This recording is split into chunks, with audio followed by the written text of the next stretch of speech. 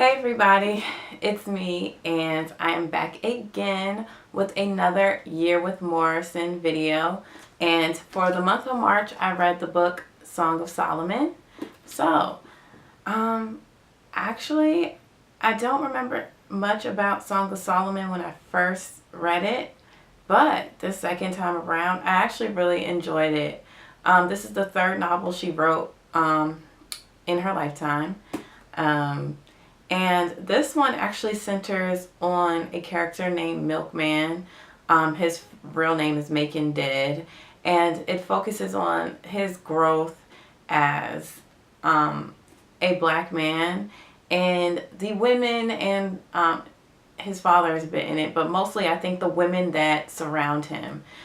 This is the only book that comes to mind from Toni Morrison where the text is focused on the man within the book. Like this is his book. This is Milkman's book. So my thoughts. This is, I think, this is definitely a harsh critique on black men. I think what Toni Morrison says has validity, and I will go through her points.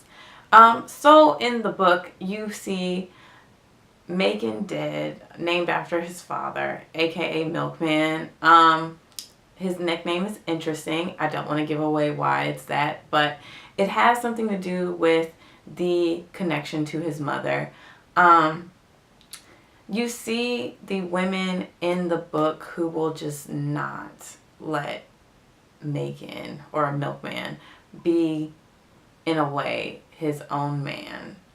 But you also see how Milkman kind of benefits from this privilege of women wanting to take care of him as well. The focus of Milkman and his growth into manhood or masculinity is done when he's mostly in his 30s. You do get to see some of his childhood, but mostly it focuses on him being this 30-something year old man, and how he has yet to have a stable job, live on his own. He is unmarried and is making like the choice to be unmarried. You'll see some of the women in the book are very much interested in getting married, a bit desperate in getting married, where it's not a big deal to him. And the role of his mother comes into play along with her relationship to his father and her former father. So along with Milkman, you see this overarching discussion of freedom and ownership. Who owns who, and who is free, and why they do not have freedom. One of the most interesting characters in here is his aunt named Pilot. In a way, she almost seems like the only woman who has ownership of her own self. However, there are some things in the book where I would slightly disagree, because that's how I felt in the beginning of the book, and then once the more unravels, it seems that she is actually also slightly tied to men, as free as she is in the book. She was married, isn't. She also has this interesting characteristic where she does not have a navel, and there's a whole story behind her missing her belly button, kind of showing how she has no connection to the person who gave birth to her. Take that as you will. That's how I interpreted it, because we all know, like, you have a belly button because that is where your umbilical cord was when you were inside, your mother. I'm sorry if I messed that up scientifically, but that's like my shorthand version. When I first read this book, I was in undergrad and I didn't remember much from it. All I could kind of remember is this overarching theme about flying, and the men in the book were the ones who talked about flying. I think that's something that's important. Now, going back to this harsh critique on black men, and I was talking to one of my coworkers, and he said he did his master's thesis on decoding the Song of Solomon and its like Egyptian roots. I was not smart enough to decode the Song of Solomon. I wish I had spent more time talking to him about that. But I think those ownership and freedom are like the biggest things. Who is free? Who owns who? And how you can obtain this freedom. Some questions that I was asking myself by the end of this book is, are black women able to become free like black men? Do they have the freedom to create their own selves within the lens of this book? Of course, we could talk about that topic for days. And I also question at the end of this book is Milkman truly free? And what I'm saying, I don't think these are spoilers at all. I think the freedom is also symbolic in this book. So far, I'm making sure that I keep the plot of the book kind of tucked in these pages while trying to talk to you about it. So trying to think about a text that is out there that will probably be good for you guys to read. I am blanking on this one. And